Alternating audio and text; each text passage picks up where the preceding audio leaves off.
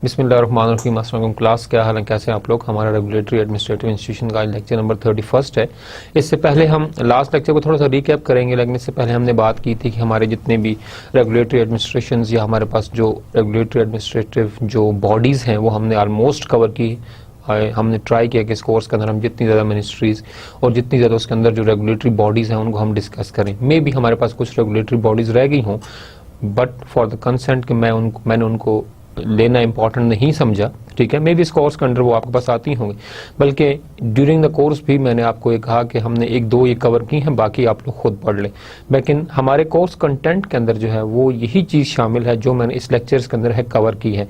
May be different regulatory bodies हैं, international हैं, local हैं, वट बहुत सी होंगी जो कवर नहीं की गई, लेकिन आपके कोर्स कंटेंट जो है वो सिर्फ वही हैं जो कि आपके स्लाइड्स के अंदर कवर किया गया है, और जो बॉडीज़ हैं लेकिन यहाँ कवर नहीं की गई वो आपका कोर्स कंटेंट के पार्ट नहीं है।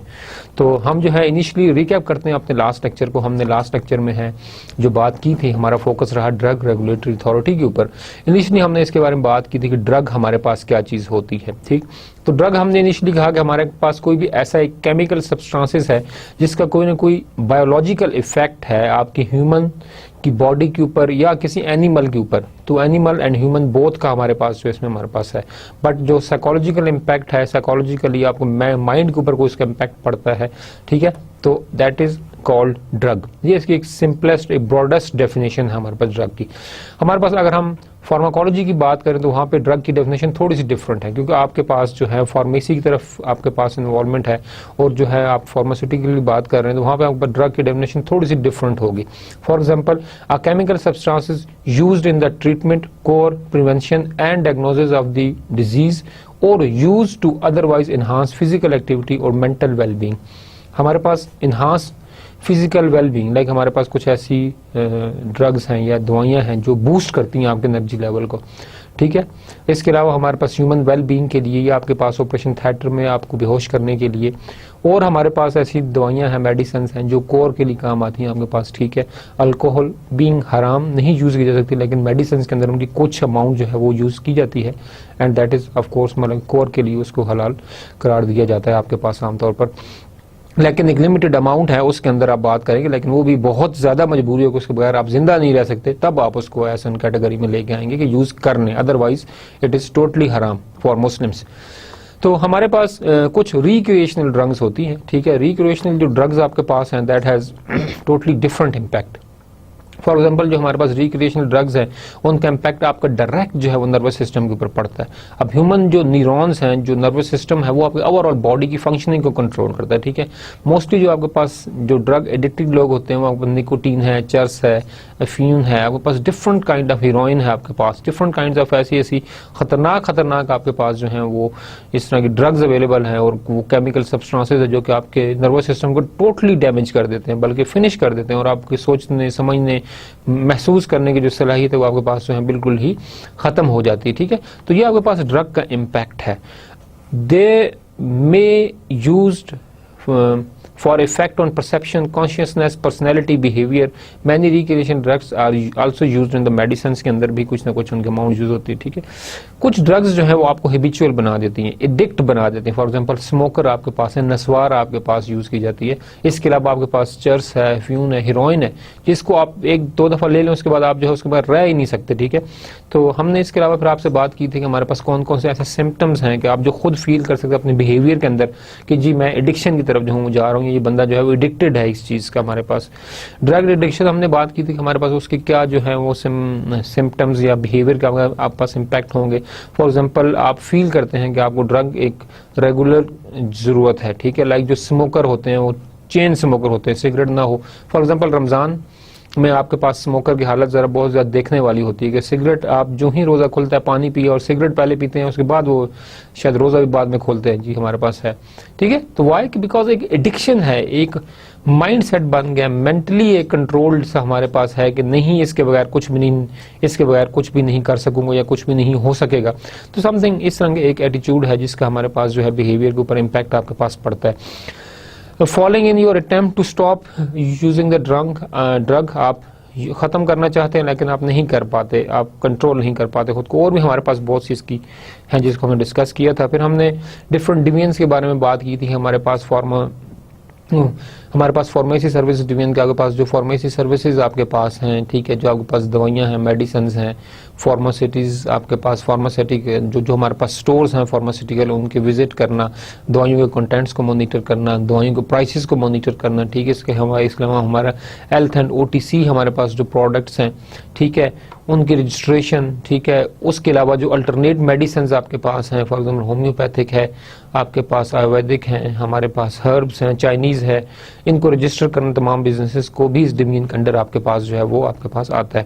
इसके अलावा आपको कॉस्टिंग एंड प्राइसेस डिवीजन, एक दवाई की कितनी कॉस्ट आती है, उसकी प्राइस कितनी है मार्केट के अंदर, प्राइस चेक करना। उसके अलावा कि दवाई ओरिजिनल है कि नहीं, उसकी जो जेन्युइननेस है उसको जो है मॉनिटर करना, उसको इंश्योर करना, ठीक है। इसके अलावा डिफरेंट मतलब कि मॉनिटरिंग मैकेनिज्म इंप्रूव करना दवाइयों के हिसाब से, that is also something part of this division.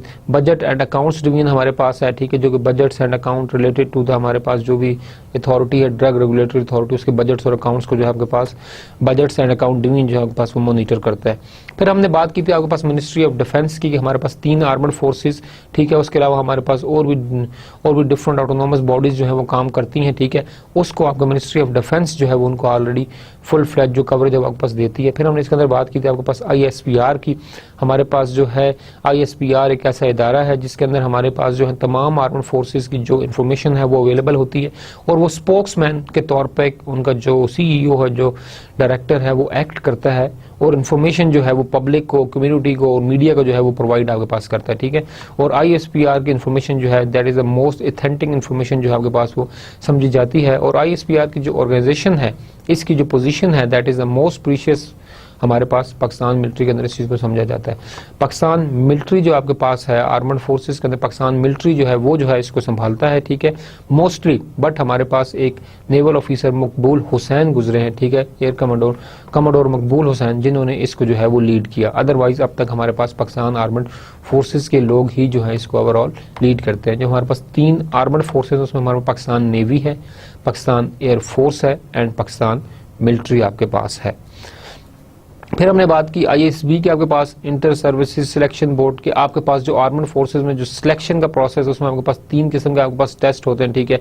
First of all आपका मेडिकल है, फिर आपका GOT टेस्ट है, फिर आपका इंटरव्यू है, ठीक है। आपके पास जो है वो साइकोलॉजिकल जो ऑफिसर है वो आपके पास मॉनिटर करता है आपको, GOT आपको जो है ड्यूरिंग द फील्ड विजिट करता है, और हमारे पास कमांडिंग ऑफिसर आपको ड्यूरिंग इंटरव्यू जो है वो आपको असेस करता है आपके पास। आज का जो हमारा लेक्चर है that is something revision of lectures from lecture number 15, lecture number 1 till lecture number 15। हम तमाम के तमाम कंटेंट्स जो हमने इंपॉर्टेंट कंटेंट्स हमने कवर किए, आई विल ट्राई कि मैं उनको इस लेक्चर में जो है वो आपके साथ शेयर करूं और कवर करूं। फर्स्ट ऑफ ऑल इनिशियली जब हमने स्टार्ट किया अपने पास कोर्स, तो हमने बात की हमारे पास रेगुलेशंस की, बिकॉज जो हमारा course title that was about the regulatory administrative institution, so I started with that regulatory, what's meant by regulatory, and of course it's came from regulation. So regulation is a rule or law designed to control or govern हमारे पास to govern conduct हमारे पास in statist mechanism. It can be extended to monitoring and enforcement of rule as established by the primary or delegated legislation. In this form, it is generally a written instrument containing rules having the force of statist law as opposed to the natural law. Other form of regulations are the self regulation. Actually जो आपके पास regulation है, इसको हम अगर हम देखें हमारे पास, तो एक ऐसा मैकेनिज्म है, एक ऐसा कंट्रोल मैकेनिज्म है जो कि आपके पास किसी चीज़ को कंट्रोल करने के लिए जो है वो यूज़ किया जाता है। For example you have to provide direction to somebody, तो आप उसे जो है वो एक रेगुलेशन के तहत जो आप उसको डायरेक्शन प्रोवाइड करोगे that this is the right direction, ठीक है। इस रेगुलेशन को लेकर आप आगे चलें हमारे पास। तो दैट इज द थिंग, हमारे पास हमने रेगुलेशन के ऊपर बात की। फिर हमने बात की थी स्टेट सोशलिज्म। हमारे पास state socialism refer to a form of socialism based on the state ownership of the mean of production and state directed allocation of resources. It is often used in refer to Soviet type of economic system of former communist state। ठीक है, हमारे पास socialism हमारे पास जिसमें हमारे पास state ownership of the mean of, जिसमें हमारे पास स्टेट जो है वो ओनरशिप गेन करती है प्रोडक्शन की as well as state directed allocation of resources. अब हमारे पास व्यू था, ये हमने कहा स्टेट सोशलिज्म। एक हमारे पास है कैपिटलिज्म। कैपिटलिज्म में हमारे पास जो रिसोर्सेज आपके पास हैं उनकी जो एसेस है, रिसोर्सेज की एक ओनरशिप आपके पास है, रिसोर्स एलोकेशन जो है वो हमारे एक बंदे के पास होते हैं, वो स्टेट के पास नहीं होते। ठीक है, इट्स मीन कि जितना भी कैपिटल, रेवेन्यू, एसेट्स बने, जनरेट हुआ कैपिटल आपका, it all goes to something that very person. तो दैट इज कॉल्ड कैपिटलिज्म। हमारे पास जहाँ पे तमाम resources controlled by single person, यहाँ पे all the resources are controlled by state, so it is called state socialism. ठीक है, it is kind of a Soviet, हमारे पास जो है सोवियत टाइप इकोनॉमिक सिस्टम की तरह का भी ये एक है स्टेट सोशलिज्म। यहाँ पे स्टेट जो है वो ऑनर होती है तमाम रिसोर्सेज की, और स्टेट ही डायरेक्ट करती है कि इस रिसोर्स को हमने कहाँ पर जो है वो यूटिलाइज आपके पास करना है। So it's come under the state socialism. Another important हमने बात की थी state social institution.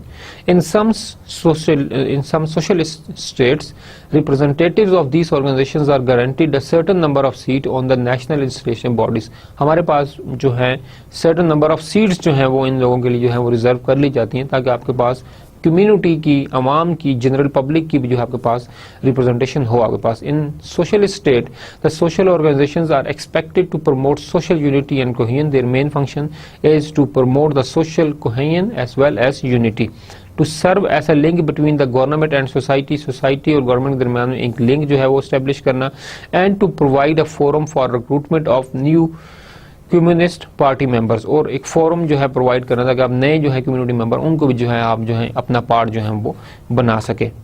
फिर हमने बात की आपके पास रेगुलेटरी इकोनॉमिक्स की। द इकोनॉमिक्स ऑफ इम्पोजिंग और removing regulation relating to the market is analysed in the regulatory economics. आपके पास जो इकोनॉमिक्स है इम्पोज करने की या रिमूव करने की रेगुलेशंस, उसके अलावा हमारे पास मार्केट को एनालाइज करना, it's come under the regulatory economics. Regulatory economics हमारे पास अगर हम उसको डिफाइन करें, regulatory economics is the economics of regulation in the sense of application of law by government from various purposes. ठीक है, एस हमारे पास ऑफ कोर्स जो regulation है कि आपने जो गवर्नमेंट ने जो लॉज बनाए हैं, ठीक है, उनको इकोनॉमिक जो है वो पर्पसेस के लिए, इकोनॉमिक ग्रोथ के लिए जो है यूज करना। इसके अंदर जो हमारे पास चीजें आती हैं, इट कम्स हमारे पास centrally planning as an economy. Second चीज हमारे पास रेमिडिंग, हमारे पास मार्केट फेल्योर। थर्ड चीज इज हमारे important thing is enriching well connected firms, and another important thing is benefiting, हमारे बेनिफिटिंग पॉलिटिशियंस, हमारे पॉलिटिशियंस को जो है बेनिफिट देना भी हमारे पास इसके अंदर हमारे पास आता है। It is not considered to include voluntary regulations that may be accomplish in the private sphere. हमारे पास तमाम जो है गवर्नमेंट रेगुलेशंस इसके अंदर हमारे पास जो है वो ओवरऑल कंसिडर की जाती हैं। Why regulation, this was the important topic कि रेगुलेशंस आखिर होने क्यों चाहिए, what is the purpose of regulations. हमारे पास जिस तरह हमने इनिशियली भी बात की थी हमारे पास कि हमारे पास लाइफ के अंदर अगर आपके पास रेगुलेशंस नहीं है तो आपकी लाइफ जो है वो एक स्ट्रीमलाइन पैटर्न पर नहीं चल सकती। अगर आप लाइफ को एक पैटर्न पर, एक चौराहे पर और एक हमारे पास स्ट्रीमलाइन एक स्ट्रेट पाथवे पर लाना चाहते हैं, उसके लिए आपको लाइफ के अंदर जो है वो रेगुलेशंस जो है उसको आपको इंश्योर करना पड़ेगा कि आपकी लाइफ में रेगुलेशंस हों। सो एक कंट्री है, एक स्टेट है, एक बहुत बड़ा सेटअप है, ठीक है, उस स्टेट को कंट्रोल करने के लिए आपको डायरेक्शंस जो है वो लगानी पड़ेंगी। फॉर एग्जांपल आप छोटी सी एग्जांपल ले लें, अगर आप ट्रैफिक की रेगुलेशंस ना लाएं, स्ट्रीट लाइट ना लगाएं, आपके पास कांस्टेबल ना हो, ठीक है, और हर बंदा अपनी मर्जी से चले, और जो गरीब है वो सबसे पीछे चले, और अमीर जो है उसकी गाड़ी जो है वो दूसरी साइड पे चले, अमीर की गाड़ी जो है वो स्पीड लाइन पे चले, ऐसे हमारे पास अजीब से अगर आप डिस्क्रिमिनेशन स्टार्ट कर दें तो क्या होगा, इवन आपका ट्रैफिक का निजाम ही दरम बरम होकर रह जाएगा। ठीक है, तो एक छोटी सी आपके पास एग्जांपल कि ट्रैफिक का निजाम नहीं कंट्रोल सकता, तो एक मुल्क के अंदर जो इतने डिफरेंट माइंडसेट के लोग हैं, जो इतने डिफरेंट आपके पास मिनिस्ट्रीज और आपके पास सेटअप है, ये आपके पास विदाउट कंट्रोल कैसे चल सकता है। तो दैट इज द थिंग कि रेगुलेशन एक्चुअल में आपके पास आपको डायरेक्शन प्रोवाइड करती है कि दीज आर द डायरेक्शंस, इन डायरेक्शंस के ऊपर ही चलकर आप जो है वो आगे जो है वो चलकर काम कर सकते हैं आपके पास। तो वो डायरेक्शंस जो है आपके पास सेट करना जरूरी है। For example why regulations create limit करती हैं आपको कि आपने इस दायरे के अंदर रहते हुए जो है वो काम करना है। कॉन्स्ट्रेंट और राइट, ठीक है, राइट को जो है वो आपके पास महदूद करता है। क्रिएट क्रिएट्स और लिमिट्स अ ड्यूटी और एलोकेशन अ रिस्पॉन्सिबिलिटी। ठीक है, लिमिट क्रिएट करना या एक रिस्पॉन्सिबिलिटी उसको एलोकेट करना, ये आपके पास एक इंपॉर्टेंट था कि हमारे पास रूल्स जो हैं आपको एक प्रॉपर सिनेरियो में लेकर आते हैं। अ रेगुलेशन और administrative rule issued by an organisation, issued by an organisation, जो एक ऑर्गेनाइजेशन इशू किए हैं, it is used to guide और prescribe the conduct of member of that organisation. आपने एक रूल लगा दिया कि हर बंदा जो है वो फॉर्मल ड्रेस में आएगा।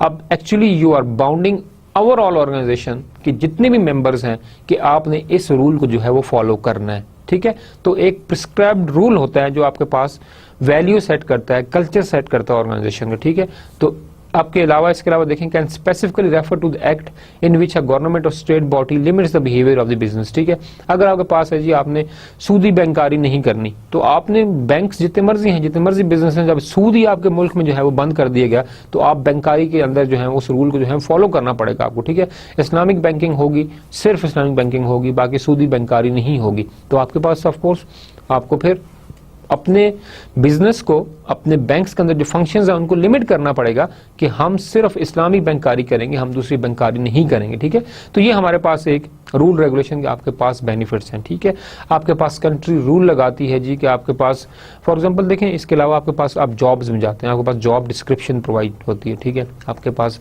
जॉब क्वालिफिकेशन चाहिए होती है, तो अब आपके पास वो रूल्स होते हैं एक्चुअली जी। FSC होना चाहिए।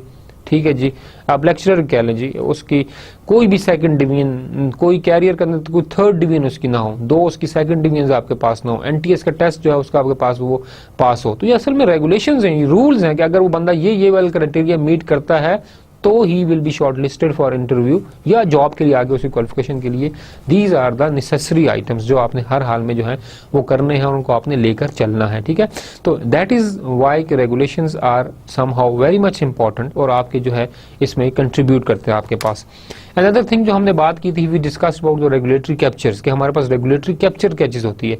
अगर हम डेफिनेशन के अंदर जाएं तो काउंटरिंग, ओवरराइडिंग और bypassing regulation is called regulatory capture.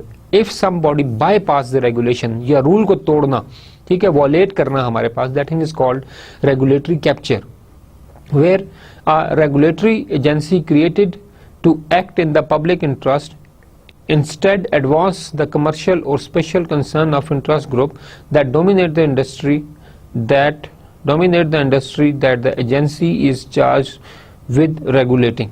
ठीक है, तो हमारे पास रेगुलेटरी कैप्चर्स जो हैं वो हमारे पास ओवर राइडिंग या समथिंग बाईपास करना रूल्स को, या हमारे पास रेगुलेटरी कैप्चर्स के अंदर जो है वो हमारे पास आता है। अगर हम बात करें कॉन्ट्रैक्ट इन्फोर्समेंट की, तो उसको हम थोड़ा देखते हैं। हमारे पास business contract with other businesses, that is called contract enforcement. These contract may be complex such as merger और they may be as simple as a warranty on supplies purchased. हमारे पास सप्लाईज परचेज्ड उसका भी आपकी बात हो सकती है। तो government enforces these contract, government जो है इस तरह की इन्फोर्स करती है contract. Companies bring one another to court just as individual do. अगर आप बाउंड करेंगे बिजनेसेस को ऑन कॉन्ट्रैक्ट, कि आप एक काम कर रहे हैं और आप कॉन्ट्रैक्ट कर रहे हैं बिटवीन 2 पर्सन या 2 बिजनेसेस, तो in case of any failure, in case of any for example आपके पास समथिंग रेगुलेटरी कैप्चर, कि आपने कोई रूल वायलेट किया आपने, तो उस केस के अंदर एक कंपनी दूसरी कंपनी को जो है वो कोर्ट के अंदर ला सकती है। लाइक जिस तरह आपके पास मुकदमा चलता है, 2 बंदे आपके पास आते हैं, इस तरह कंपनीज भी जो है वो एक दूसरे को कोर्ट में ला सकती है और कंपनीज जो है वो आपस में चीज़ों को डिस्कस करती हैं फाइल। लाइक हमारे पास एक इंपॉर्टेंट एग्जाम्पल है सैमसंग और एप्पल की आपके पास था। ठीक है, कि आपके पास एप्पल ने जो टच सिस्टम ईजाद किया उसको सैमसंग ने यूज़ किया और उसके जो कॉपीराइट्स वो पे नहीं किए, उसको उन्होंने वॉयलेट किया। ठीक है, तो उस चीज़ के ऊपर कोर्ट ने जो है वो सैमसंग के ऊपर जुर्माना किया आपके ऊपर। ठीक है, तो दैट इज़ द थिंग कि आपके पास एक चीज़ है और दूसरी कंपनी अगर उसको प्रूव नहीं कर पाती तो वो आपके पास जो है यू हैव टू पे द फाइन। तो आपके पास लीगली ओवरऑल कंपनीज भी एक दूसरे को कोर्ट में जो है वो ला सकती हैं। An oral agreement can constitute a contract but usually only a written agreement is provable. ठीक है, आप बातों बातों में कॉन्ट्रैक्ट कर लेते हैं जी, हम इस तरह करेंगे, कमिटमेंट आपकी, बट रिटन एग्रीमेंट जो है वो आपका ओवरऑल जो है वो इस चीज़ को और मजबूत बनाता है और आपके कॉन्ट्रैक्ट को जो है ज़्यादा स्ट्रॉन्ग बनाता है। इफ़ वन पार्टी फेल और refuses to meet its obligation under a contract, आपने कॉन्ट्रैक्ट किया मैं ये करूँगा और आप you fail to something fulfil the requirement of that contract, तो इसका मतलब है कि दूसरी कंपनी आपके ऊपर जो है वो लीगल एक्शन जो है वो ले सकती है। ठीक है, this is one thing. Then we discussed about the administrative law, we discussed about the regulation, we discussed about the regulatory bodies हमारे पास different हैं. फिर हमने बात की administrative laws की. Administrative laws आपके पास क्या होते हैं? Administrative law is the body of law that governs the activities of administrative agencies of the government. Different जो आपके पास administrative agencies हैं government की, ठीक है, उनको जो है आपने क्या करना है कि उनको आपने govern करना है. तो उनको govern करने के लिए administrative agencies को like government के अंदर जो different आपके पास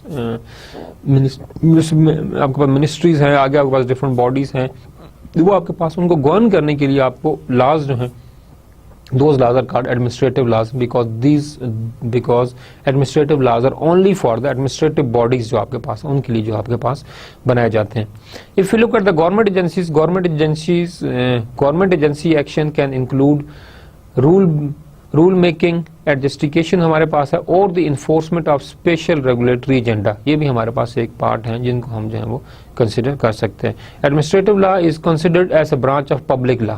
एडमिनिस्ट्रेटिव लॉ एक्चुअली जो है आपके पास गवर्नमेंट की जो बॉडीज हैं उनको रेगुलेट करता है, उनके जो है उनके लिए जो है रूल्स रेगुलेशन क्रिएट करता है, इसलिए हमारे पास इसको पब्लिक लॉ भी जो आपके पास वो कहा जाता है आपके पास.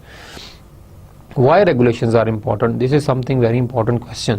जिस तरह हमने बात की कि why regulations, यहाँ पे हम बात करें why regulations are important.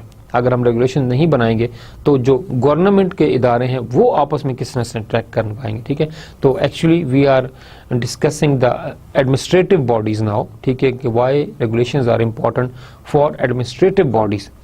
Regulation one of the 3 key lever of the state power. For example together with fiscal and monetary policy, हमारे पास जो रेगुलेशंस हैं, हमारे पास जो एक स्टेट को चलाने के लिए 3 लीवर हैं, जिनमें हमारे पास फिस्कल पॉलिसी है, मॉनिटरी पॉलिसी है, उसमें हमारे पास जो रेगुलेशन है, this is another important body. Like हम अगर इस चीज़ को हम देखें तो हमारे पास जो है वो करेंसी जो है मॉनिटरी पॉलिसी में है, रेगुलेशन आपके पास रेगुलेटरी पॉलिसी के अंदर है, और टैक्सेस एक्सपेंडिचर आपके पास फिस्कल पॉलिसीज में है. जहाँ दोनों एंड पे आपके पास पिलर्स फिस्कल और मॉनिटरी पॉलिसी हैं, वहाँ पे सेंटर में आपके पास रेगुलेशंस भी हैं. दैट विदाउट रेगुलेशन ये दोनों पिलर्स आपके पास जो हैं वो भी आपके पास वर्केबल नहीं है, या एक स्ट्रेंथ जो है आपके स्टेट को वो प्रोवाइड नहीं कर सकते.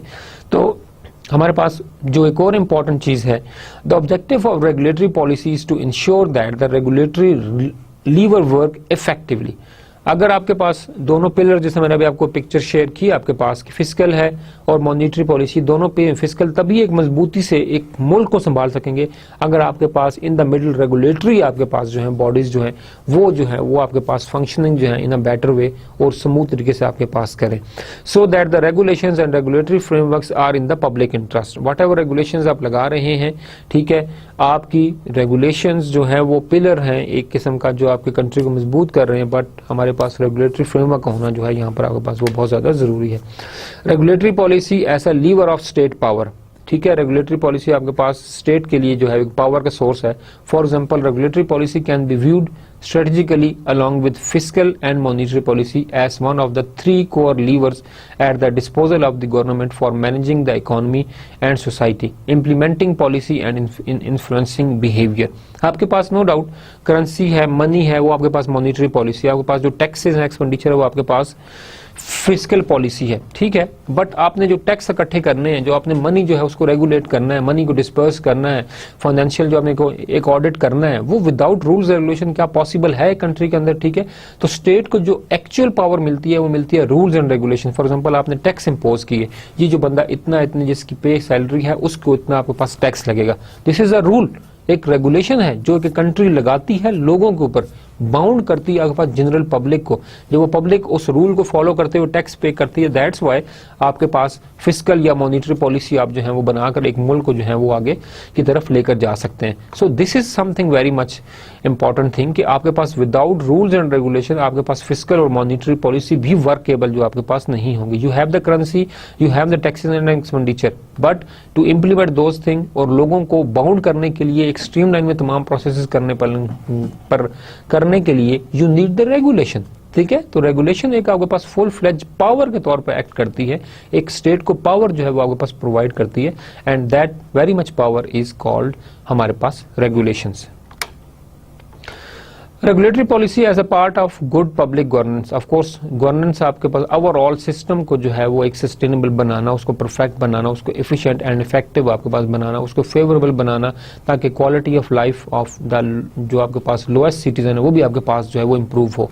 So how actually the regulatory policy is a part of good public governance. ठीक है, the link between the regulatory policy and the broader public governance framework is very much critical. ठीक है, हमारे पास जो गुड गवर्नेंस है, जो good public governance है, उसका जो है वो वेरी मच क्लोजेस्ट लिंक है आपकी रेगुलेटरी पॉलिसी के साथ.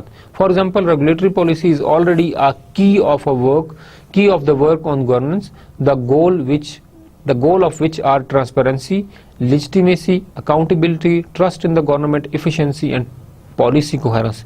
ये 4-5 रोल हैं जो आपके पास जो है रेगुलेटरी पॉलिसी जो है वो गुड पब्लिक गवर्नेंस को जो है वो बाउंड करती है, उनके साथ जो आपके पास वो रूल्स जो है आपके पास वो लगाती है. फॉर एग्जांपल, आपके पास जो है कि ट्रांसपेरेंसी को इंश्योर करना. गुड गवर्नेंस के अंदर आपके पास जो इंपॉर्टेंट तरीन चीज़ है वो आपके पास है ट्रांसपेरेंसी के इक्वल राइट्स फॉर ऑल. अमीर, गरीब, मिडिल, लो इनकम, ऐसा तरह कोई चीज़ नहीं है. जो आपके पास फैसिलिटीज़ हैं वो तमाम के तमाम लोगों के लिए आपके पास जो है सेम है. So this thing is called transparency. Merit आपके कंट्री के अंदर है. ठीक है, आपके पास इलेक्शंस के अंदर मेरिट है, आपके अंदर जॉब्स के अंदर मेरिट है, एजुकेशन के अंदर मेरिट है. So each and everything is transparent. And another important thing is legitimacy. जो आपके पास लॉज हैं, जो लेजिटिमेसी है उसका आपके पास है. अकाउंटेबिलिटी आपके पास, whatever the powers, whatever the authority being delegated to the members, now they are accountable that how actually they utilise that power, that resources जो उनको दिए गए थे. ये that is the accountability. Then the trust in the government. Government के ऊपर आप कितना ट्रस्ट करते हैं, कितना ट्रस्ट है. तो ये आपके पास रेगुलेशंस जो आपके पास हैं, ये आपके पास गवर्नमेंट के अंदर अवाम का ट्रस्ट जो है गवर्नमेंट के ऊपर बढ़ाते हैं. बिकॉज रूल्स रेगुलेशन बाउंड करती हैं ओवरऑल सबको, ना सिर्फ कुछ लोगों को. ठीक है, तो ओवरऑल जब आप लगाएंगे तो of course all are equal. तो हमारे पास वो रूल्स रेगुलेशन जो है वो आपको ज्यादा सपोर्ट प्रोवाइड करेंगे. इसके अलावा हमारे पास जो है efficiency and policy coherence. Policy आपके पास ओवरऑल जितने डिपार्टमेंट्स हैं गवर्नमेंट के, तमाम की पॉलिसी में सिंक्रोनाइजेशन होना जरूरी है, ताकि रूल्स रेगुलेशन कहीं एक दूसरे को जो है वो क्रॉस मैच न कर रहे हो.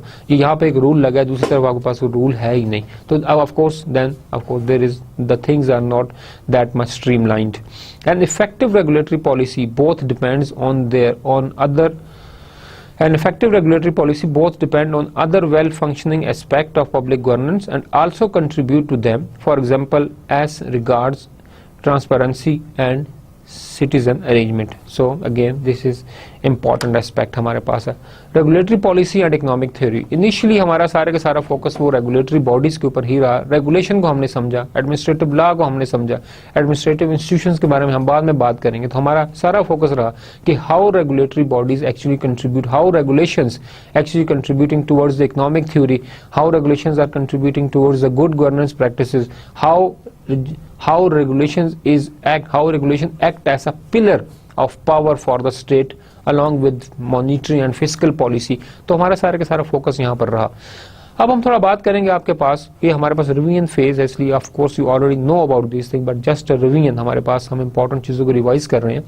Regulatory policy and economic theory के आपस में जो आपके पास क्या लिंकेज है. ठीक है,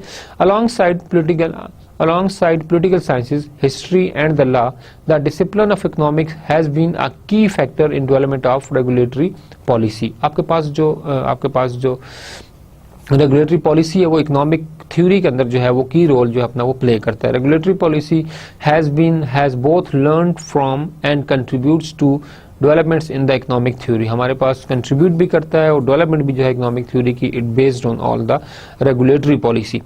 Since the crisis, there has been a vigorous debate on what may need to be changed in terms of prevailing economic convention. ठीक है, and by implication what need to be changed in country approach to the regulatory governance. ठीक है, ये एक बहुत long debate है आपके पास कि आपके पास किस किस किस्म के रेगुलेटरी बॉडीज जो है, किस किस्म के रेगुलेटरी लॉ बनाए जाएं कि आपके पास इकोनॉमिक डेवलपमेंट जो है वो आपके पास आगे की तरफ बढ़े और आपके पास इकोनॉमिक ग्रोथ जो है आपके पास इंप्रूव करे. ठीक है, तो हमारे पास हर पॉलिसी की अपनी इम्प्लीकेशंस हैं, अपनी रेगुलेटरी उसकी जो है वो कुछ एप्लीकेशंस हैं. ठीक है, तो उन चीज़ों को जो है वो ऑलरेडी क्रिटिसाइज किया जाता रहता है आपके पास. एक कंट्री के अंदर if you want to bring in the country regulatory policy, तो आपके पास कंट्री के अंदर कौन कौन से ऐसे की कंपोनेंट्स हैं जिनके ऊपर अगर आप फोकस करें तो वो आपके पास एक बेटर रेगुलेशन की तरफ जो है वो आगे आपको बढ़ा सकता है कंट्री को। ठीक है, तो एक कंट्री के अंदर आपके पास जो है वो, अगर हम एक एग्जांपल के तौर पर, केस के तौर पर डिस्कस करें, an early example is set of principles established by the United Kingdom Better Regulation Task Force 1998 and independent advisory body to the government at the time। उन्होंने हमारे पास जो है ये कुछ कंट्री प्रिंसिपल्स शेयर किए। ठीक है, अगर आप ये कंट्री प्रिंसिपल्स जो है वो आप इनके ऊपर अगर आप फोकस करें तो आपके पास बेटर रेगुलेशंस जो है वो कंट्री के अंदर जो है वो एक कंट्री की ग्रोथ के अंदर जो है वो ऐड करेंगे। लाइक फर्स्ट ऑफ ऑल हमारे पास ट्रांसपेरेंसी है कि आपके कंट्री के अंदर जो लॉज हैं वो सबके लिए इक्वल हो, ट्रांसपेरेंसी आपके पास हो, मेरिट आपके पास हो, जॉब आपके पास मेरिट हो, एजुकेशन के अंदर आपके पास मेरिट हो, ईच एंड एवरीथिंग जो है वो सबके लिए इक्वल होनी चाहिए, पावर सबके लिए बराबर आपके पास हो।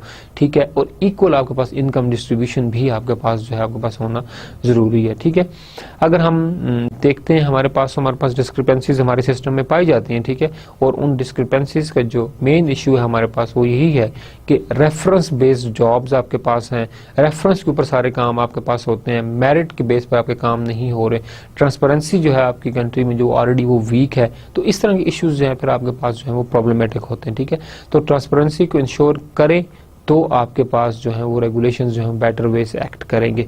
अकाउंटेबिलिटी, जो भी आपको टास्क दिया गया उसके लिए आप अकाउंटेबल हैं क्योंकि आपको अथॉरिटी दी गई, आपको रिसोर्सेज दिए गए, आपको टाइम दिया गया। अब आपने रिसोर्सेज, टाइम और अथॉरिटी को यूज करते हुए उस टास्क को जो है वो करना है। अब आपने उसे किया है या नहीं किया उसके लिए आप अकाउंटेबल हैं। Like after the death we are accountable for all our acts which we did. ठीक है, इसलिए गवर्नमेंट भी जो है वो भी आपके पास अकाउंटेबल होती है बिकॉज एक गवर्नमेंट के पास पैसे भी हैं, रिसोर्सेज भी हैं, तमाम चीजें हैं, एक टाइम भी दिया गया और उसके लिए अवाम के लिए वो क्या करती है, अगेन आपके पास ये रिसोर्सेज हैं। Then we have a targeting, specific targeted development आपके पास है। कंसिस्टेंसी, पॉलिसी के अंदर कंसिस्टेंसी होना जो है that is the most important thing. Rules regulation जो बनाए वो कंसिस्टेंट हो। एक गवर्नमेंट के अंदर ये रूल थे, दूसरे ने आगे अपनी मर्जी के रूल सेट कर लिए, so there is no consistency between the rules, तो ये आपके पास चीज प्रॉब्लमेटिक है। एंड देन द प्रोपोर्शनैलिटी के जो आपके पास जो भी प्रोपोर्शन जिस चीज के लिए लिया गया, जो कोटा जिसका डिसाइड किया गया उसको उतना ही मिलना चाहिए आपके पास। तो ये हमने आपके पास बात की कि कंट्री के अंदर रेगुलेशंस को इम्प्रूव करने के लिए प्रिंसिपल्स कौन कौन से होने चाहिए। ठीक, हाँ, इसके बाद हम बात की हमने WTO के बारे में। WTO हमारे पास एक वर्ल्ड ट्रेड ऑर्गेनाइजेशन है। आपके पास जब वर्ल्ड ट्रेड ऑर्गेनाइजेशन का आपके पास इस्टेब्लिशमेंट जब हुई और जिस मुल्क ने जो है इनके साथ एग्रीमेंट पर साइन किया कि हम वर्ल्ड ट्रेड ऑर्गेनाइजेशन के रूल रेगुलेशन को फॉलो करते हुए अपनी जो एक्सपोर्ट्स हैं उनको हम करेंगे, उसके अंदर पाकिस्तान भी शामिल था। इनिशियली जो है इसके ऊपर बहुत ज़्यादा क्रिटिसाइज भी किया गया और इवन गवर्नमेंट के एंड पर भी जो थी वो ऑफ कोर्स काफ़ी ज़्यादा हेजिटेशन थी बिकॉज जो रूल्स एंड रेगुलेशन आपके पास WTO की तरफ से लगाए जा रहे थे आपकी कंट्री के ऊपर, वो आपकी मुल्क की मेजर जो एक्सपोर्ट्स हैं उनके लिए जो था वो आपको उनके लिए रुकावट थी। लेकिन अगर आप वो ट्रीटी साइन ना करते या WTO के जो एग्रीमेंट था अगर वो आप साइन ना करते तो आप एक्सपोर्ट ना कर सकते चीज़ों को। ऑफ कोर्स अगेन एक चीज़ आपके पास प्रॉब्लमेटिक थी कि आप अगर करें तब भी नहीं कर सकते बहुत सी चीज़ें, और अगर ना करें फिर तो आप कुछ भी जो है वो नहीं कर सकते। ठीक है, तो ऑफ कोर्स इस एग्रीमेंट के मुताबिक जब हमने साइन किया तो इस एग्रीमेंट के जो मुताबिक आपने तमाम के तमाम जो स्टैंडर्ड्स हैं उनको जो है आपने वो फॉलो करना था। ठीक, अब उन स्टैंडर्ड्स के अंदर आपके पास डिफरेंट चीज़ें थी कि आपके पास एक तो ये है कि चाइल्ड लेबर के जो है वो उसको जो है उसमें ममानियत थी। दूसरी बात यह है कि जो आपके पास डिफरेंट स्टैंडर्डाइजेशन जो आपके पास हैं दुनिया के अंदर, जो ISO है आपके पास इंटरनेशनल स्टैंडर्डाइजेशन ऑर्गेनाइजेशन, उनके जो डिफरेंट स्टैंडर्ड्स हैं उनको अपने प्रोडक्ट्स में, अपने फंक्शंस में और अपने जो एक्ट के अंदर जो था वो लेकर आना था। That is again another important हमारे पास प्रॉब्लम थी। तो इनिशियली जब आपके पास WTO को साइन किए गए तो आपके पास कंट्री की जो मेजर एक्सपोर्ट्स थी वो ऑलमोस्ट जो है बिल्कुल ना होने के बराबर थी। ठीक है, उसके बाद जो मेन आपके पास कंट्री के अंदर इशू रहा वो आपके पास रहा इलेक्ट्रिसिटी क्राइसिस का। आप ऑर्डर लेते और आप ड्यू टू इलेक्ट्रिसिटी क्राइसिस आप उस चीज़ को मैनेज ही ना कर पाते और आपके बहुत से ऑर्डर्स जो हैं वो आपके हाथ से निकले। ठीक है, अगर हम इलेक्ट्रिसिटी क्राइसिस को देखें तो हमें ये चीज़ भी बावर होती है कि हमारे पास मुल्क के बहुत से जो मेजर बिजनेस थे वो बहुत ज़्यादा जो है बैडली डिस्टर्ब हुए और बहुत से बिजनेसेस तो आपके पास ख़त्म ही हो गए बिकॉज आपके पास ऑर्डर है बट इलेक्ट्रिसिटी नहीं है कि आप उन चीज़ों को जो है वो कर पाएँ हमारे पास चीज़ों को। दैट्स वाई कि हमारे पास इलेक्ट्रिसिटी की जो शॉर्टफॉल है उसका इम्पैक्ट आपके बिजनेसेस के ऊपर, और अगर हम इसे देखें तो इनडायरेक्टली जो आपके गरीब लोग हैं उनकी जो है उनके बिजनेसेस के ऊपर बहुत ही ज़्यादा आपके पास उसका इम्पैक्ट पड़ा। WTO को हम देखें हमारे पास तो is a body designated to promote free trade through organising trade negotiation and act as an independent arbitrator in setting trade disputes. हमारे पास एक तो यह है कि ये फ्री ट्रेड के बारे में बात की जा रही, ठीक है, कि आपके पास ये फ्री ट्रेड जोन बनाया गया, उसके अंदर आपके पास जितनी भी आपके पास सामान की लेन देन आपके पास होगी वो आपके पास फ्री होगी, उसके ऊपर आपके पास टैक्स फ्री जोन होगा totally. But the issue is आपके पास सामान वहां पे पहुंचेगा तभी जब आप ISO WTO के जितने भी स्टैंडर्ड्स हैं आप उनको फॉलो करेंगे। तो अगर आप फॉलो नहीं करेंगे तो आप उस फ्री ट्रेड के जो है वो मुस्तहिक नहीं है। तो उस फ्री ट्रेड के अंदर आने के लिए आपको जो है ओवरऑल WTO की पॉलिसीज को इम्प्लीमेंट करना पड़ेगा, ठीक है। तो हमारे पास जो है अगर आपके पास कोई ट्रेड के हवाले से कोई डिस्प्यूट है, कोई प्रॉब्लम है दो कंट्रीज के दरमियान या किसी ट्रेड ऑर्गेनाइजेशंस के दरमियान, ठीक है, और वो इंटरनेशनल आपके पास ट्रेड ऑर्गेनाइजेशन दोनों, तो आपके पास जो है WTO वहाँ भी जो है उस डिस्प्यूट को सॉल्व करने में जो है आपकी बहुत ज़्यादा फेवर करेगा या आपको वहाँ पर जो है वो सजेशंस देगा, फुलफिल करेगा। To some extent the WTO है successful in promoting greater free trade. आपके पास WTO के रूलिंग में बहुत सी कंट्रीज के अंदर डिस्टर्बेंस लाई, लेकिन फिर भी आपके पास टू सम एक्सटेंट जो फ्री ट्रेड का एक कंसेप्ट था उसको प्रमोट करने में WTO जो है वो ऑलमोस्ट कामयाब ही रही। अगर हम एडवांटेजेस देखें हमारे पास जो फ्री ट्रेड की बात की जा रही है, lower prices for the consumer. Of course अब आपके पास एक फ्री ट्रेड है तो वहां पर आपके पास कंज्यूमर को लो प्राइसेस मिलेगी and with good quality. Removing tariffs enable us to buy cheaper imports, ठीक है। अगर आपके पास फॉर एग्जांपल आप किसी कंट्री में गए हैं, वहां से आपके पास टैरिफ नहीं है, आपने टैरिफ नहीं पे करना, तो आप जो चीज इंपोर्ट करना चाहते हैं वो भी तो आपको सस्ती मिलेगी, ठीक है। एक्सपोर्ट किया आपने तब भी आपको प्रॉब्लम नहीं है, अगर आप इंपोर्ट करते हैं कोई चीज तब भी आपके पास जो है आपको टैरिफ नहीं पड़ रहा, फ्री ट्रेड है, तो आपके पास जो है आपको जो है वो कॉस्ट जो है बहुत ज्यादा कम पड़ेगी। अगर आपको गवर्नमेंट को कॉस्ट कम पड़ती है तो आगे भी उसको जो है वो चीप रेट पे आगे जो है अपने मुल्क के अंदर इस चीज को लेकर जा सकती है। Free trade encourages greater competitiveness. आपके पास फ्री ट्रेड है, ठीक है, और आपके पास प्राइसेस भी चीप है, तो वहां पर आपके पास जो कम्पिटिटिवनेस है बिटवीन द डिफरेंट हमारे पास जो कम्पिटिटर्स हैं जो सेम प्रोडक्ट बना रहे हैं उनके अंदर जो कम्पिटिशन लेवल है वो भी आपके पास जो है बहुत ज्यादा इन्हांस होगा, वो आपके पास बढ़ेगा। Firm faces a higher incentive to cut prices. आपके पास फर्म जो है faces a higher incentive to cut prices. For example a domestic monopoly may now face competition from the foreign firm. आपके पास एक डोमेस्टिक है, वो वहां पे मोनोपोली है, बट गवर्नमेंट जो है वो एक उससे लो प्राइस के ऊपर आपके पास इंपोर्ट कर रही है चीज, तो ऑफ कोर्स वो जो मोनोपोली थी उसकी वो अब आपके पास जो है वो खत्म होती नजर आती है। तो दैट इज वाई कि हमारे पास आपके पास फर्म्स जो है उनको हायर इंसेंटिव मिलेगा due to cutting the cost, because जो कंपटीशन है जो पहले मोनोपोलिस्ट था अब उस दूसरी कंपनीज के आने की वजह से जो कम प्राइस पे चीजें दे रही हैं उसकी मोनोपोली जो है वो आपके पास खत्म हो जाएगी। अगर हम इसके और एडवांटेजेस हम देखें तो law of comparative advantage state that when free trade will enable an increase in economic welfare, this is because countries can specialise in producing good where they have a low opportunity cost, ठीक है। तो हमारे पास जो हमारे पास law of comparative advantage उसके मुताबिक हमारे पास free trade will enable an increase in economic welfare. आपके पास फ्री ट्रेड है, देयर इज नो टैरिफ, ठीक है। एक तरफ आपका जो है वो टोटली नो टैरिफ है, दूसरे एंड पे आपके पास इकोनॉमिक ग्रोथ भी हो रही है, तो आपके पास दोनों एंड के ऊपर आपके पास जो है वो कंपैरेटिव एडवांटेज है, ठीक है। कंपनीज के लिए फ्री ट्रेड है, लेकिन दूसरे एंड के ऊपर the consumer are getting things on very cheap prices, तो दूसरे एंड के ऊपर आपके पास कंज्यूमर का एडवांटेज है, ठीक है। तो दोनों एंड के ऊपर आपके पास जो है कंपनी एंड जो कंज्यूमर है दोनों एंड पे आपके पास जो है वो एडवांटेज आपके पास है। This is because country can specialise in producing good where they have a low opportunity cost. Countries जो है आपके पास जो है स्पेशलाइज्ड गुड जो है वो बनाने में कामयाब है, ठीक है, या वो बनाती हैं आपके पास, ठीक है, जहां अपॉर्चुनिटी कॉस्ट जो है वो आपके पास बहुत ज्यादा लो होती है। इकोनॉमीज ऑफ स्केल आपके पास एक कंसेप्ट है, इसमें आपके पास ये है कि अगर आप एक बड़े पैमाने पर जो है सामान बनाते हैं तो ओवरऑल जो आपकी कॉस्ट है जो आपके पास प्रोडक्ट की कॉस्ट है वो आपके पास जो है वो रिड्यूस हो जाएगी, क्योंकि आपने एक बड़े पैमाने पर जो है वो एक प्रोडक्ट जो है वो आपने बनाया है।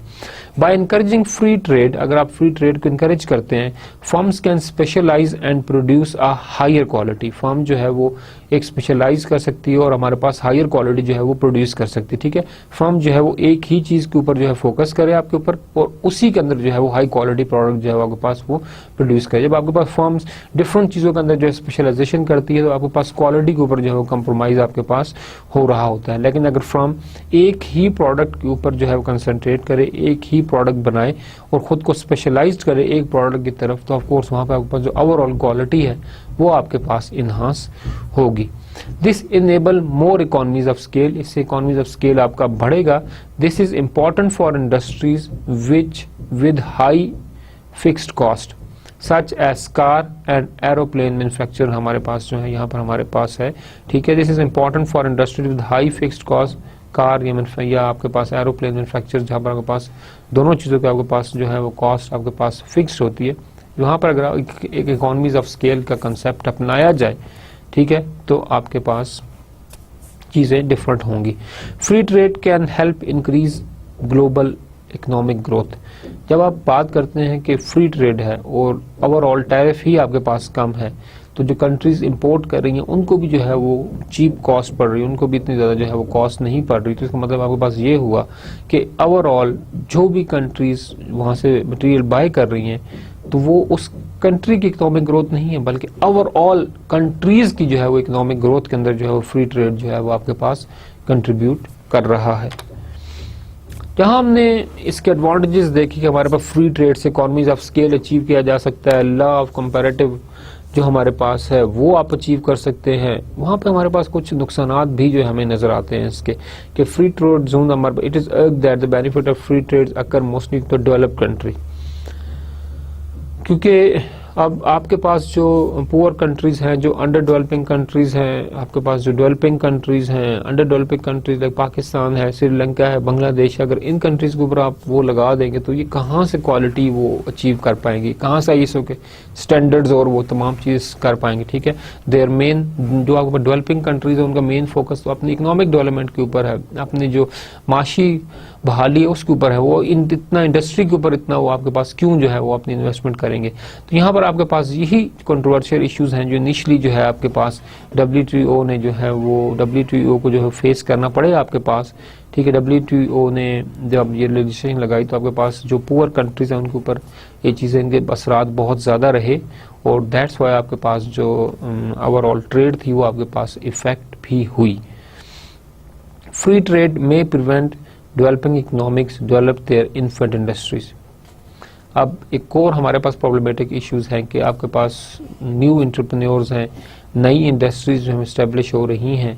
पहले वो ऑफकोर्स मतलब कि अपना सामान जो थी वो एक्सपोर्ट कर सकती थी, ठीक है, बट अब जब से आपके पास WTO के रूल्स रेगुलेशन लगी हैं तो वो इंडस्ट्री जो पहले ग्रो कर रही थी, अब रेगुलेशन की वजह से देयर ऑल जो मटेरियल है, प्रोडक्शन है, वो आपके पास इन हाउस या इन कंट्री जो है वो सिर्फ फैसिलिटेट कर रही है, वो अब शायद एक्सपोर्ट नहीं कर पा रहे। तो आपके पास जो इनकम का सोर्स था, जो एक एक्स्ट्रा बेनिफिट था, वो उनका टोटली जो है वो आपके पास रुक गया। तो that is the problematic thing कि आपके पास जो है चीज़ें उस तरह से अब स्ट्रीमलाइन नहीं रही। ठीक है, तो जहाँ पुअर कंट्रीज को नुकसान हुआ वहाँ आपके पास जो इन्फेंट इंडस्ट्री थी, जो न्यू इंडस्ट्रीज थी, उनको भी आपके पास जो है नुकसान। स्टेबल इंडस्ट्री तो ऑलरेडी स्टेबल है, they have high profit margin, high earning capacity, तो आपके पास स्टैंडर्ड मीट कर सकते हैं, वो एक साल के नुकसान उठाकर भी आगे सारी चीज़ें जो है उनको प्रॉफिट के अंदर जो है कन्वर्ट कर सकते हैं। So this is the thing कि आपके पास जो एक इन्फेंट इंडस्ट्री है उसको बहुत ज़्यादा आपके पास नुकसान हुआ इसका। For example, if a developing economy was trying to diversify their economy to develop a new manufacturing industry, they may be unable to do it without some tariff production। ठीक है, तो वो आपके पास विदाउट टैक्स किस तरह से अपना जो है वो सामान दे दें, तो ऑफ कोर्स प्रॉफिट के लिए ही जो है आपके पास वर्कआउट कर रहे हैं। तो इसके बाद हमने बात की आपके पास मिनिस्ट्री ऑफ फॉरेन अफेयर्स की, मिनिस्ट्री ऑफ इकोनॉमिक डिवीजन की हमने बात की। इसके अंदर हमने जो है वो बात की आपके पास इकोनॉमिक अफेयर डिवीजन की।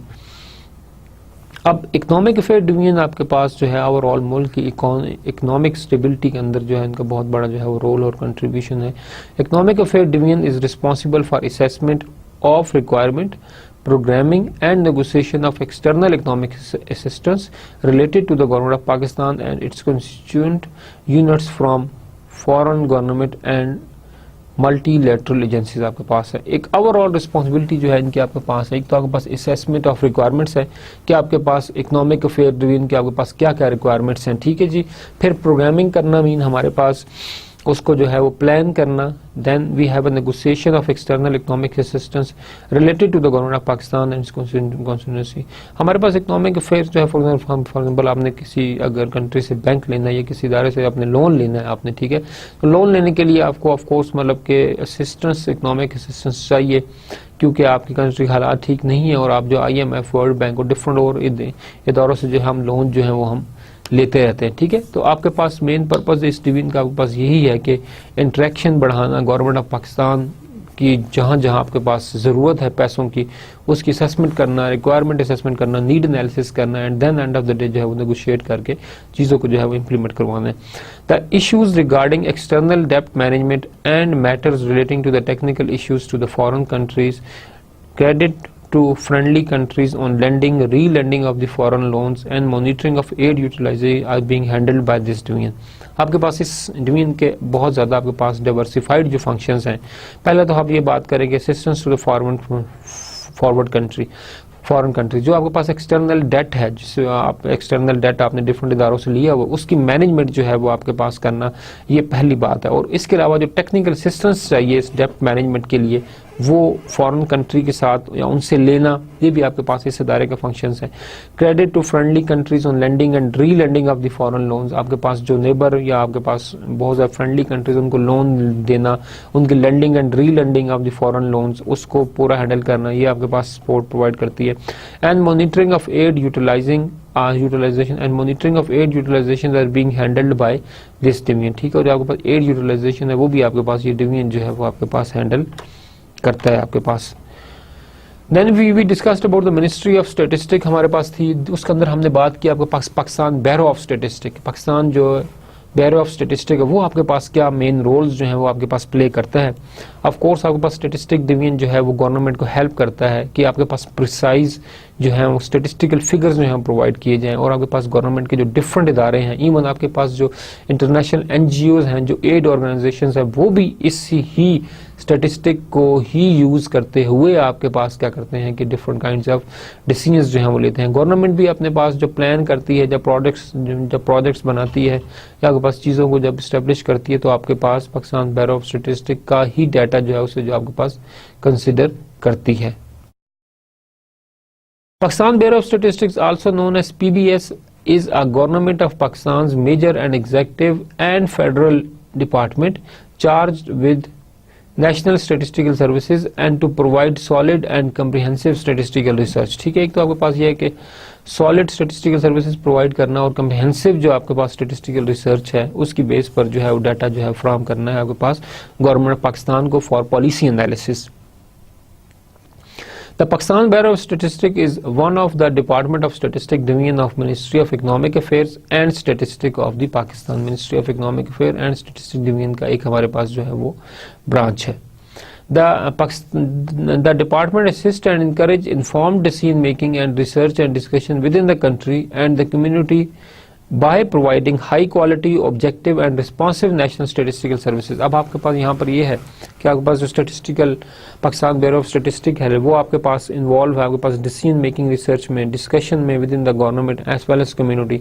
आपके पास गवर्नमेंट जितने भी डिसीजन लेती है, जो भी प्रोजेक्ट्स इनिशिएट करती है, आपके पास इंटरनेशनल डोनर कंपनीज जो आपके पास डिफरेंट प्रोजेक्ट्स आपको देती हैं, it based on the statistic provided by the Pakistan bureau of statistics, so their role is very much important आपके पास इस चीज को जो है वो इम्प्रूव करने में और डिस्कस करने में। Pakistan bureau of statistics compile statistic from many sources and produce global updates. आपके पास डिफरेंट सोर्सेज से डाटा जो है इनके पास आता है और and of the day they provide global updates. अगर आपके पास ग्लोबली जो है इसके डाटा को जो है वो असेस किया जाता है, including the statistical year, Pakistan statistic handbook and year book is specialized field of statistic. आपके पास स्टेटिस्टिक्स के अंदर जो आपके पास एक तो है statistical year book and Pakistan statistic hand book and year books in specialized area of statistic जो है वो आपके पास पब्लिश की जाती हैं।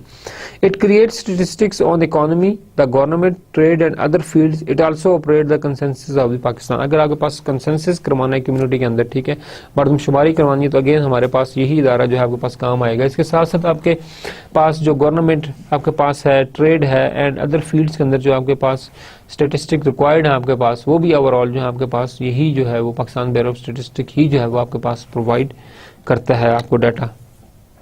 Then we discuss about the privatization की कंपनीज आपके पास प्राइवेटाइज क्यों करती हैं। आपके पास जब गवर्नमेंट या कोई इदारा आपके पास है, अगर वो बर्डन जो है दूसरे इदारे का नहीं उठा पाता, या फॉर एग्जांपल आपके पास ये कि एक इदारा आपके पास मुस्तकिल डेफिसिट के अंदर जा रहा है, नुकसान आपको हो रहा है, अब आपके पास ओवरऑल कंपनी का जो पैसा है उस पैसे में से जो उस कंपनी के ऊपर तो आप लगा रहे हैं, नुकसान दे रहे हैं, बट स्टिल आप उसके ऊपर जो है वो लगा रहे हैं। So what is the end आपके पास जो है वो क्या होगा? एंड ऑफ कोर्स आपके पास जो है वो स्मूथ नहीं होगा, क्योंकि आप इस चीज को देखें कि आपके पास अगर एक कंट्री अपना सारा पैसा इस तरह ज़ाया करेगी तो आपके पास ओवरऑल कहाँ पे आपके पास लगाएगी, ठीक है। तो यहाँ पर इस चीज की आपके पास जरूरत है कि आप क्या करें कि आप अपनी एफिशिएंसी को जो है वो आप इंप्रूव करें, ठीक है। Will improve the development expenditure, reduce efficiency, will increase and will be converted into the profitable आपके पास जो है वो वेंचर आपके पास है। हम जब बात कर रहे हैं प्राइवेटाइजेशन की, तो प्राइवेटाइजेशन आपके पास जब एक वेंचर सही नहीं कर रहा काम, तो उसको क्या करो, उसको सेल आउट कर दो। ओवरऑल जो ऑर्गेनाइजेशन है उसकी प्रोग्रेस भी आपके पास डिस्टर्ब नहीं होगी, और इसके साथ साथ आपके पास क्या होगा कि ओवरऑल इंप्रूवमेंट भी जो है वो सब के अंदर जो है वो आपके पास इकट्ठी आएगी। गवर्नमेंट ऑफ पाकिस्तान ने भी अपने बहुत से जो है वो इदारे जो कि प्रॉफिटेबल नहीं थे, जो प्रॉफिट नहीं दे रहे थे, उनको जो है वो क्या किया उन्होंने, प्राइवेटाइज किया, ठीक है। प्राइवेटाइज में आप कुछ परसेंटेज जो है वो गवर्नमेंट को भी मिली आपके पास, ठीक है। तो आपके पास प्राइवेटाइज करने का मकसद यही होता है कि आपके पास प्राइवेट जो लोग हैं वो आकर जो है इसको गवर्नमेंट सही तरह नहीं संभाल पाई, अब प्राइवेट ऑर्गेनाइजेशन आए और इस सेटअप को जो है कंट्रोल करें, इसको संभाले और इसको आपके पास क्या करें, वो इनहांस करें, ठीक है। That is the thing. Second important point is increase in foreign investment and export हमारे पास अर्निंग। हमारे पास अगर आप प्राइवेटाइजेशन का ऐलान करते हैं और आपके पास कोई फॉरेन कंपनी आकर क्या करती है, उसके ऊपर बिड करती है, या वो आकर आपके पास क्या करती है कि आपके पास फॉरेन कंपनी आकर आपके पास क्या करती है, वो परचेज करती है आपके पास उस फर्म को, या व्हाटएवर आप जो डिवीजन जो आप सेल आउट कर रहे हो। अब आपके पास क्या होगा कि फॉरेन कंपनी जब आएगी आपके पास फॉरेन इन्वेस्टमेंट लेकर आएगी, तो ऑफकोर्स वो फॉरेन इन्वेस्टमेंट आपकी कंट्री के अंदर ही जो है वो आपके पास कंज्यूम होगी, आपके पास यहाँ पर लगेगी। फिर उसके बाद हमारे पास इंपॉर्टेंट चीज जो है वो आपके पास ये है कि आपके पास जो है वो समथिंग लाइक दैट कि आपके पास जो एक्सपोर्ट्स हैं, ठीक है, एक्सपोर्ट्स आपके पास जो है वो आपके पास बढ़ेंगे। एक फॉरेन कंपनी आई, उसने अपना सेटअप लगाया और वो यहाँ पे प्रोडक्शन उसने स्टार्ट की। अब वो जब एक्सपोर्ट करेगी चीज़ों को, ठीक है, अब दूसरे मुल्क में बेचेगी, तो ओवरऑल पैसा जो है वो पाकिस्तान के अंदर ही आएगा। तो ओवरऑल आपको जो बेनिफिट है वो आपके पास गवर्नमेंट को ही आपके पास जो है वो आपके पास एक जाएगा। Privatisation will increase foreign investment when foreigners will purchase them, ठीक है। फॉरेनर जब परचेज करें तो फॉरेन इन्वेस्टमेंट बढ़ जाएगी। देयर प्रोडक्शन विल इंक्रीज, उनकी प्रोडक्शन जो है वो आपके पास इनहांस होगी, which will more foreign exchange for Pakistan. और अगर उनकी प्रोडक्शन बढ़ेगी हमारे पास फॉरेन एक्सचेंज जो है पाकिस्तान में जो है वो ज्यादा आपके पास आएगा। And if these entrepreneurs are set up by the foreign loans, these loans will be paid out of the sales proceed which will reduce the burden of the foreign loans। अगर आप लोकल लोन्स के ऊपर जो है focus करें, government local loans दे, लोग जो है वो आप बिजनेस सेटअप करें, अपना एंटरप्रेन्योरियल सेटअप बनाएं, और उसके बाद क्या करेंगे लोग जो है वो क्या करें, छोड़कर जो है वो क्या करें, वो चले जाएं, तो आपके पास एक अपने मुल्क के अंदर जो है वो तरक्की होगी। लेकिन अगर आपने फॉरेन लोन लिया तो फॉरेन लोन आपके लिए बिजनेस के ऊपर एक बहुत ज्यादा आपके पास क्या होगा, वो बर्डन होगा आपके पास। तो ये हमारे पास कुछ एडवांटेजेस थे आपके पास प्राइवेटाइजेशन के। अगर हम बात करें मिनिस्ट्री ऑफ प्राइवेटाइजेशन की, तो मिनिस्ट्री ऑफ प्राइवेटाइजेशन के जो मेन ऑब्जेक्टिव है प्राइवेटाइजेशन का, according to them, to improve the operational efficiency and overall performance of entities proposed to be privatize and to promote competition. आपके पास एक चीज ये है, जैसे मैंने आपको इनिशियली कहा कि आपके पास वो इदारे या वो डिवीजन्स जो हैं वो काम नहीं कर रहे होते आपके पास, या आपको प्रॉफिट नहीं दे रहे होते, और कंपनी के ओवरऑल प्रॉफिट को जो है रिड्यूस कर देते हैं, बिकॉज जब आपको वो इदारा रन करना है और वो ऑलरेडी एक डेफिसिट के अंदर है, तो कंपनी को अपना पैसा जिसके ऊपर लगाना पड़ेगा, ठीक है। कोई कंपनी डेफिसिट में उसके ऊपर आप और पैसा लगाएं तो of course that is also a loss, वो भी आपके पास एक लॉस ही आपके पास होगा, ठीक है।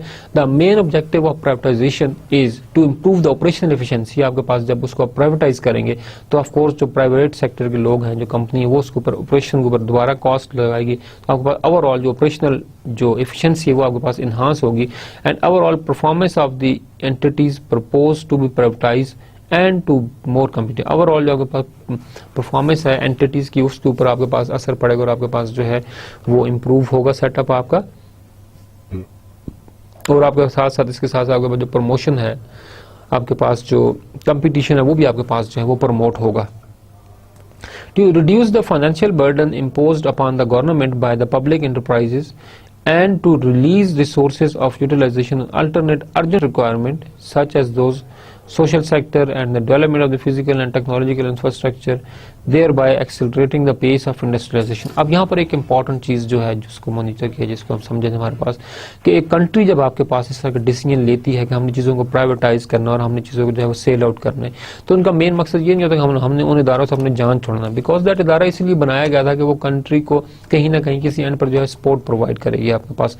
लाइक रेलवे, आप देखें railway is one of the major facility, ठीक है, still not privatize, but still हमारे पास एक इदारा है। अगर हम उसे प्राइवेटाइज करते हैं तो हमारा मकसद कभी भी ये नहीं होगा कि हम उसको खत्म कर रहे हैं, हमारा मकसद ये है कि उसके अंदर प्राइवेट सेक्टर जो है वो इफिशिएंसी लेकर आए, क्योंकि गवर्नमेंट जो है वो उसको प्रॉपर्ली जो है वो हैंडल नहीं कर पाई और अब आपको रेगुलरली डेफिसिट पड़ रहा है, आपको लॉस हो रहा है। उस लॉस से ओवरकम करने के लिए गवर्नमेंट क्या करती है, उसको प्राइवेटाइज करती है, और जो पैसा हर साल उसके एक ऊपर लग रहा था और अगेन हमारे पास प्रॉफिट नहीं आ रहा था, उस पैसे को आप किसी और सोशल डेवलपमेंट, इकोनॉमिक डेवलपमेंट, कोई और प्लानिंग के अंदर आप उसको अगर आप यूज करें, किसी और प्रोजेक्ट के अंदर, एजुकेशन के अंदर आप यूज करें, तो आपके पास ज्यादा जो है वो बेनिफिट है, क्योंकि वो पैसा खाम हमें नुकसान हो रहा था, हमको नई चीज भी नहीं स्टार्ट कर रहे थे, ठीक है, और अब आपके पास इनिशियली जो है वो इसके ऊपर पैसा आपके खाम में जाया हो रहा था, तो उसके लिए privatisation is the best option. Like PTCL आपके पास प्राइवेटाइज करने का मकसद ही यही था कि वो एक प्रॉफिटेबल ऑर्गेनाइजेशन थी at the start, but with something आपके पास जब आपके पास मोबाइल कंपनीज आना शुरू हुई, पीटीसीएल आपके पास उस तरह से प्रॉफिटेबल इदारा नहीं रहा, ठीक है, तो अब इसके अंदर आपके पास जो है वो लॉस होना शुरू हुआ। That's why it was privatised to the Etisalat company जो है दुबई की, उसके अंदर जो उसको जो है ये हमारे पास प्राइवेटाइज कर देगी, और मेन पर्पज हमारे पास यही था उसके प्राइवेटाइज करने का कि आपके पास जो है गवर्नमेंट अपना दूसरे चीज़ों पे फोकस करे बनिस्बत के इन चीज़ों के ऊपर जो आपके पास करे। बट हमारे पास, हमने जैसे बात की पीटीसीएल की, तो हमारे पास पीटीए के तौर पे पाकिस्तान टेलीकम्युनिकेशन अथॉरिटी जो हमारे पास है, ठीक है, उसने अपने रूल्स रेगुलेशन बनाए। कंट्रोल प्राइवेटाइज करने के बाद मेन कंट्रोल है वो आपके पास अगेन मिनिस्ट्री के पास ही रहता है। फिर हमने डिस्कस कि ministry of commerce, ministry of communication, हमने सॉरी बात की, is ministry of communication is a cabinet level ministry of the Pakistani government responsible for analysing, formulating and implementing central policy on the communication and transportation. It is the one of the oldest ministry created in 1947, ये among the oldest ministry हमारे पास है। The ministry of communication had education, our telegraph and telephone communication as well as public radio, technical means of radio, television broadcasting and distribution of the products। आपके पास कौन सा programme किस time पर चलेगा, किस प्रोग्राम के अंदर किस तरह की बात होगी, किस तरह का टॉपिक आगे डिस्कस किया जाएगा, ठीक है, कौन सी चीज़ चैनल पर चलाना अलाउड है, कौन सी चीज़ चैनल पर चलाना नहीं अलाउड, ये तमाम पॉलिसीज आपको जो है आपकी जो मिनिस्ट्री ऑफ कॉमर्स है वो आपको जो है वो प्रोवाइड करती है, ठीक है। इसके अलावा आपका रेडियो के प्रोग्राम, डिफरेंट टेक्निकल मींस जो आपके पास जिसके थ्रू आप मैसेज कन्वे करते हैं, वो अब ओवरऑल कंट्रोल्ड होता है और बाय द गवर्नमेंट का इशू होता है आपके पास। इसके अलावा आपके पास ministry and its political executives, the commission, the communication minister are headquartered in, इसके जो आपको ministry of communication का headquarter it is in Islamabad। The communication minister is a public appointee, a minister is a public appointee who must be a member of parliament. As from 2011, the communications minister is Arbab Agha Khan of the Peshawar, of the Pakistan people party हमारे पास जो है इनके तो ministry 2011 के अंदर हमारे पास थे। अगर हम बात करें मिनिस्ट्री ऑफ कम्युनिकेशन, जो डिफरेंट आपके पास डिपार्टमेंट्स हैं, इसके हमारे पास 4 मेन डिपार्टमेंट्स हैं ministry of communication. First of all हमारे पास पाकिस्तान ट्रांसपोर्ट रिसर्च सेंटर, ठीक है, जो आपके पास ट्रांसपोर्ट के ऊपर रिसर्च करता है। National highway and motorway police आपके पास हाईवे और मोटरवे के ऊपर जो है ओवरऑल जो है ट्रैफिक कंट्रोल करती है। नेशनल हाईवे अथॉरिटी, आपके पास नेशनल हाईवे अथॉरिटी जो आपके पास रोड्स कंस्ट्रक्शन है, जो हाईवेज बनाना है, वो आपके पास इस अथॉरिटी के अंडर जो आपके पास है, और ये अथॉरिटी जो है इसके अंदर आपको जो है वो हेल्प करती है।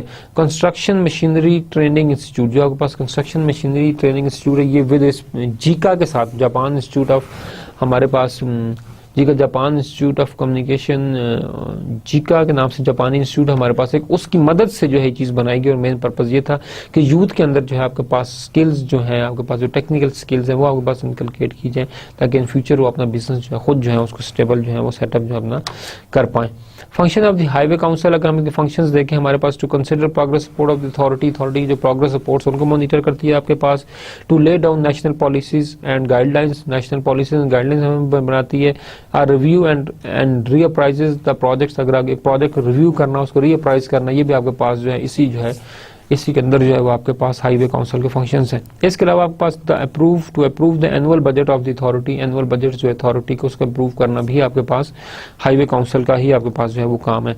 फिर हमने आपके पास बात की थी मिनिस्ट्री ऑफ इंफॉर्मेशन टेक्नोलॉजी की। मिनिस्ट्री ऑफ IT जो हमारे पास है is the national focal ministry and enlarging arm of the government of Pakistan for planning, coordinating and directing efforts to initiate, launch information technology and telecommunication programmes and projects aimed at economic development of Pakistan. आपके पास जो है different किस्म के telecommunication के programme, information technology के नई technology के सेटअप, जो भी आपके पास चीज़ों को डिफरेंट मिनिस्ट्रीज को डिपार्टमेंट कोऑर्डिनेट करना, ओवरऑल जो एक आउटकम है वो हमारे पास यही है कि हमारे पास इकोनॉमिक डेवलपमेंट जो है कंट्री उसको जो है आपके पास प्रमोट किया जाए। Ministry of information technology consists of one division, that is information technology and communication and telecommunication division। Pakistan telecommunication authority के हम अगर फंक्शंस को देखें हमारे पास जो मेन इनका फंक्शन है is to regulate the establishment, operations and maintenance of telecommunication of systems and provisions of telecommunication services in Pakistan. इसके अलावा हमारे पास जो है to receive and expeditiously dispose of the application for the use radio frequency spectrum, radio जो आपके पास frequency modulation है, AM मॉड्यूलेशन, उसके जो डिफरेंट आपके पास फ्रिक्वेंसी लोकेशन है वो ये करते हैं। To promote the availability of wide range of high quality, efficient, cost effective and competitive telecommunication services through Pakistan, telecommunication services को पाकिस्तान का इन्हांस करना, but keeping in mind the high quality, efficiency and cost effectiveness. आज के lecture के अंदर हमने जो है वो रिवाइज किया आपके पास लेक्चर नंबर 1 से लेकर 15 तक। इंशाल्लाह जो हमारा नेक्स्ट लेक्चर होगा उसके अंदर हम बात करेंगे, बल्कि हम रिवाइज करेंगे अपने पास लेक्चर नंबर 15 से लेके अप टिल 30 तक। Thank you very much for to the lecture. इंशाल्लाह see you in next lecture. अस्सलामु अलैकुम व रहमतुल्लाहि व बरकातुहू।